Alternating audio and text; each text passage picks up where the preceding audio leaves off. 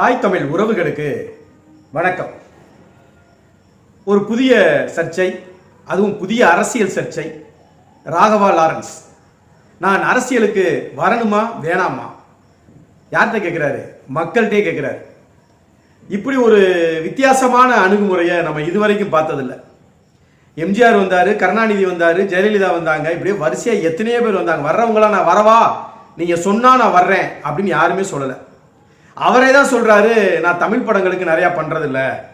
ஒன்று தலைவர் ரஜினிகாந்த் படத்துக்கு பண்ணுவேன், இல்லைனா தளபதி படத்துக்கு கூப்பிட்டா வருவேன், மற்றவங்களுக்கு நான் பண்ண மாட்டேன், நான் ஆந்திராவில் தான். அப்படின்னா அவர் ஆந்திராலே அரசியலில் நிற்கலாமே.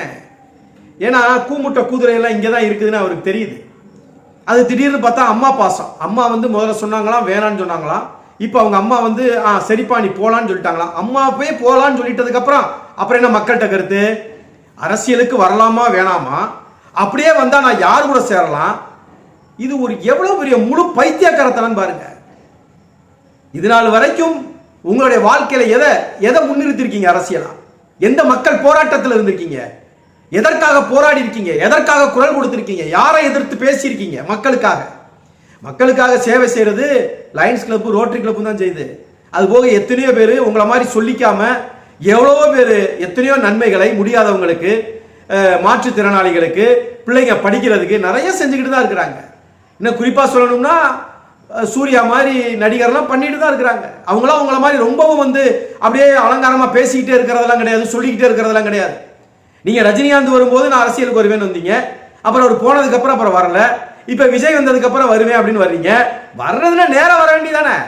ஏங்க, ஒரு மக்கள் சேவைக்கு வர்றவன் மக்கள்கிட்ட நான் வரவா, நான் அரசியலுக்கு வரலாமா, நான் எந்த கட்சியில் நிற்கலாம், நான் எந்த தொகுதியில் நிற்கலாம், நான் எவ்வளோ ஓட்டு வாங்குவேனா வாங்க மாட்டானா, இப்படி அங்கே பேசுவாங்க.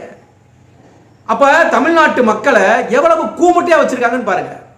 இதில் இடையில உடனே மெரினா புரட்சி, ஜல்லிக்கட்டு அதோட கொண்டு வந்து, அதோட அண்ணன் சீமானையும் கொண்டு வந்து, அதை இன்னைக்கு பேச வேண்டிய அவசியமே இல்லையே. மெரினா புரட்சி அப்ப ஜல்லிக்கட்டுக்கு முதலாக அந்த புரட்சிக்கு வித்திட்டது நாம் தமிழர் கட்சி, அண்ணன் சீமான்.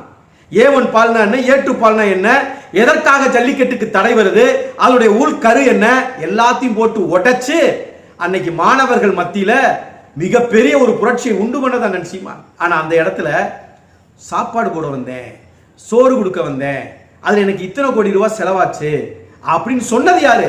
ராகவா லாரன்ஸ். சொல்லிட்டு அவர் என்ன பண்ணிட்டாரு? அவரும் அந்த போராட்டத்துக்குள்ள உட்காந்துக்கிட்டு எந்த விதமான நடிகரும் நடிகைகளும் வரக்கூடாது, எந்த அரசியல் கட்சிகளும் வரக்கூடாது அப்படின்னு அங்கனக்குள்ள பேசினது ராகவா லாரன்ஸ். அப்பதான் அண்ணன் சீமான் ஒரு வார்த்தை கேட்டாரு, எந்த விதமான நடிகர் நடிகைகளும் அரசியல் சார்ந்தவங்க உள்ள வரக்கூடாது அப்படின்னா இது மாணவர்கள் தான் முன்னெடுக்கக்கூடிய போராட்டம், கல்லூரி மாணவர்கள் முன்னெடுக்க போராட்டம் அப்படின்னு சொல்றேன்னா அப்ப நீ எந்த கல்லூரியிலப்பா படிக்கிறேன்னு ராகவா லாரன்ஸை பார்த்து ஒரு கேள்வி கேட்டார் அண்ணன் சீமான். அதற்கு பதில் சொல்ல வக்கற்று போய் என்னத்தையா பேசி பெணாத்தி இன்னைக்கு அதை கொண்டு எதுக்கு இங்க நான் அன்னைக்கு ஜல்லிக்கட்டு இருந்தப்ப நான் சோறு ஓட்டேன், சரி சோறு ஓட்ட என்ன செஞ்ச அதை பேசிட்டு போலாமே. இங்க எதுக்கு அண்ணன் சீமானை பத்தி இங்கனக்குள்ள பேச வேண்டிய அவசியம் என்ன இருக்கு? அப்ப ரஜினிகாந்த் சொன்னாராம், அப்படிதான் பேசுவாங்க, நீ எதுவும் பதிலாம் பேசாத, அமைதியா போ அப்படின்னு ரஜினிகாந்த் சொன்னாராம். இதெல்லாம் இன்னைக்கு பேச வேண்டிய அவசியம் உனக்கு என்ன இருக்கு? அப்ப தமிழ்நாட்டு அரசியல்ல வேற்று இனத்தார்களுடைய ஆதிக்கம் எந்த அளவிற்கு உள்ள போது பாருங்க.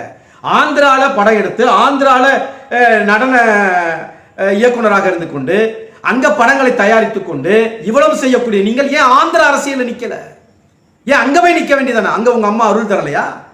உன அம்மா உயிரோடு இருக்கிற அம்மாவுக்கு நான் கோயில் கட்டினேன். எப்பா எல்லாருமே அவங்க ஆத்தாப்பன தெய்வமா தான்ப்பா போட்டுருவாங்க.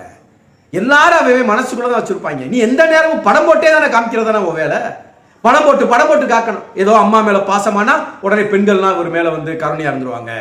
மாற்றுத்திறனாளிக்கு இதுல இன்னைக்கு வீடியோ பேசும்போது பின்னால 4 பேர் நிப்பாட்டி வச்சுக்கிட்டு, இந்த பையனை நான் பிறந்ததுல இருந்து வளர்க்குறேன், இந்த பாருங்க படம் அவன் 1 வயசா இருந்த போது. இதெல்லாம் இது திரைப்படம் கிடையாதுங்க, இது அரசியல், மக்களுக்கான சேவை, அவர்களுடைய தேவையை பூர்த்தி செய்யக்கூடிய இடம். இங்க உங்க பெருமை பேசுறதும் 4 பேரை கொண்டு சாட்சி மாதிரி நிப்பாட்டிக்கிட்டு பண்றதும் இது மாதிரிங்க எத்தனை பேர் பிள்ளைகள் எடுத்து வளர்க்குறாங்க. எவ்வளவோ பேர் நீங்க செய்யற மாதிரி சேவைகளை செய்யறாங்க. நீங்களும் செய்றீங்களா? பெருமைப்படுறோம், மகிழ்ச்சி அடைகிறோம். ஆனால் அதை முத்தாய்ப்பாக வைத்து நான் இதற்காக நான் அரசியலுக்கு வர்றேன் அப்படின்னா வாங்க, நேரா இறங்கிட வேண்டியதானே.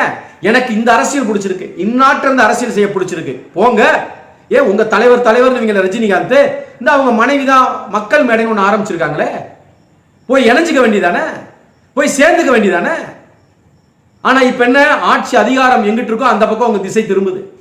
அதுவும் முக்கியமா என்ன ஒரு பரவலா ஒரு பேச்சு ஓடுது, திருச்சி கிழக்குல தமிழக வெற்றி கழகத்தினுடைய வேட்பாளராக ராகவா லாரன்ஸ்.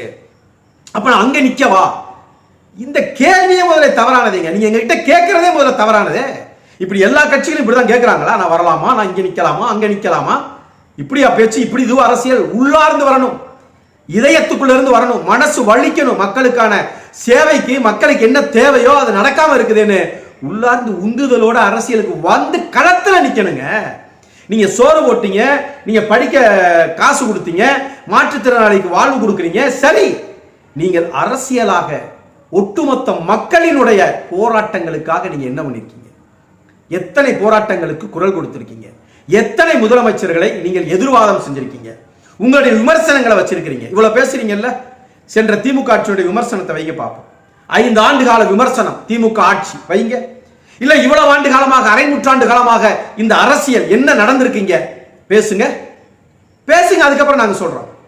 நீங்க உங்க தாயை தெய்வமா போற்றக்கூடிய ஆளு, உயிரோடு இருக்கும் போதே தாய்க்கு கோயில் கட்டக்கூடிய ஆளு. அந்த தாயே சொல்லிட்டாங்க நீங்க அரசியலுக்கு போலாம் பாய் பண்ணி அப்படின்னு சொல்லிட்டாங்க. அப்புறம் எதுக்கு மக்கள்கிட்ட கேள்வி? யாரை ஏமாற்றுவதற்கு இதெல்லாம்? யாரை எதிர்த்து வருவதற்கு இதெல்லாம்?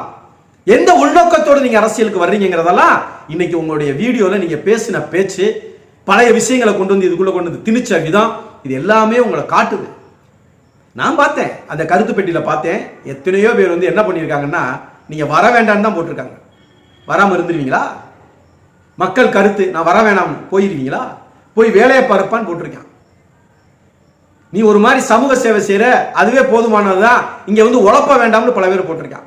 நீங்க ஆந்திரால போய் நில்லுங்கன்னு பாதி பேர் போட்டிருக்கான். நீங்க பேய போய் பார்த்துக்கோங்க, நாட்டை நாங்க பார்த்துக்கோன்னு போட்டிருக்கான். இதெல்லாம் படிச்சுட்டு அதுல ஒரு 20 எதிர்கருத்து வருதுன்னா ஒரே ஒருத்தன் வரலாம் அப்படின்னு போடுறான். அவனும் ஒரு உட்கருத்தோட போடல, சரிப்பா வாப்பா போனா போதுப்பா அப்படிங்கிறான். அப்ப நீங்க கருத்து மக்கள்கிட்ட கேட்டீங்கன்னா இதுதான் மக்களுடைய கருத்து, இதை வெளிப்படையா போட முடியுமா? இதற்கான பதில சொல்ல முடியுமானா உங்களால சொல்ல முடியாது. அரசியலுக்கு வர்றவன் கேட்டுட்டு வர மாட்டாங்க. அது ஒரு உந்து சக்தி, மக்களுடைய சேவைக்கான உந்து சக்தி. நன்றி, வணக்கம். சமர்க்களம், சமரசமற்ற தமிழ் தேசிய ஊடகம்.